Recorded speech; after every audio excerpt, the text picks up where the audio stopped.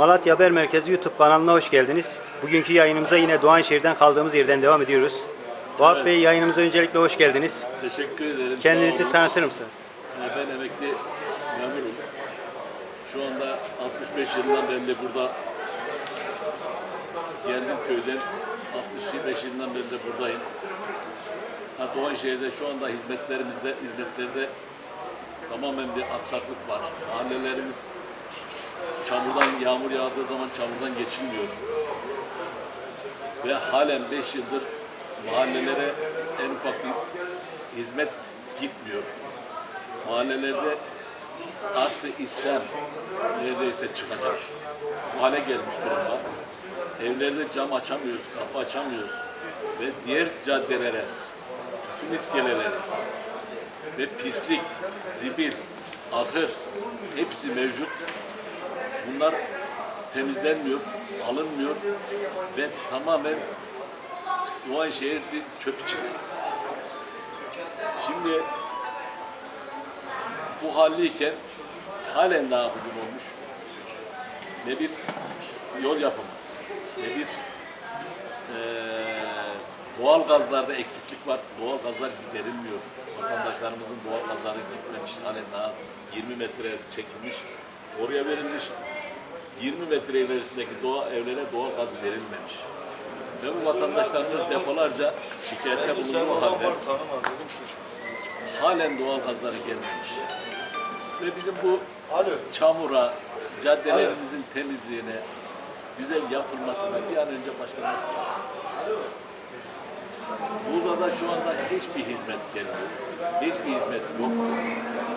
Bu yüzden biz Büyükşehir'den de bir yardım bekliyoruz. Büyükşehir'de bir el atmasını istiyoruz. Ve bu çamurun, bu tozun gitmesini ve vatandaşlarımıza camını açıp, penceresini açıp güzel bir oksijen almasını istiyoruz. Tozdan, topraktan pencereler açılmıyor, kapı açılmıyor. Çamaşır seremiyor vatandaşımız balkonuna. Bu halde hala biz Doğanşehir'de çamurun, çöpün, tozun içindeyiz. Ana caddelerde bile araba geçtiği zaman toz 100 metre havaya kalkıyor. Bunu Büyükşehir'den de rica ediyoruz. Büyükşehir Belediye Başkanı'ndan da rica ediyoruz. Bir an evvel en azından bir ekip göndersin. Bu caddelerde geçen arabaların arasındaki o tozlara bir baksın şöyle. Acaba Doğanşehir şehir mi, köy mü, mahalle mi, ne olduğunu kendileri bize anlatsın. Diyeceğim bundan ibaret. Başka diyeceklerim de yok. Bir an evvel bunların çaresine bakılması lazım. Başkanımız yine hasta oldu, rahatsız oldu. Acil şifalar diliyoruz. Diyelim şimdi hükümet binamızın önündeki bir parkımız vardı. Orada bir nefes alıyorduk. O parkı geçen sene söktüler, birine verdiler. Ondan sonra tekrar şikayet konusu oldu, kapattılar. Şu anda halen bu park çalışmıyor. Vatandaşımız orada geliyor, gidiyor, bir çay içiyordu. Köylümüz, kentlimiz geliyordu. En azından 2 ekmek alıyordu. 2 ekmek alıyordu. Orada oturup masada 2 çayla içip gidiyordu. Ondan da oldu vatandaş. Halen bu hükümet binamızın önündeki parka bir çözüm. Ayrıca bir çözüm bulunması lazım oraya. Bir an evvel yapılması lazım.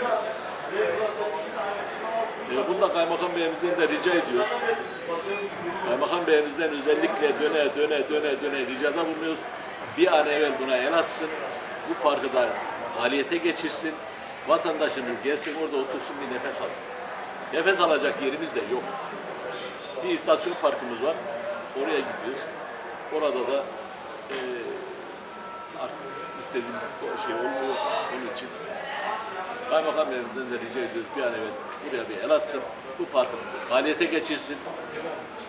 Milletimiz de gelsin. Çağsına, çocuğuna, ailesine, köyüne, kentine, mahallesine orada bir ekmek yer, çay içer ve nefes alır. Beni kapalı. Dolanıyoruz. Artık arabalarda hayır kalmadı. Ne belediyenin arabasında, ne şunda, ne bunda. Tamam mı? Malatya'da çalışan servis arabaları hepsi haşat. Hepsi ara yollardan gidiyor, sürgü yoluna gidiyor, baraj yolundan dönüyor. başka bir yollardan gidiyor. O yollarda hizmet verecek bir yolu yok buranın. Gittiği yere minibüslerin, Malatya arabaları. Bunu da bir an evvel Kırıkköprü'yü faaliyete geçirmelerini, bir yol vermelerini geçit.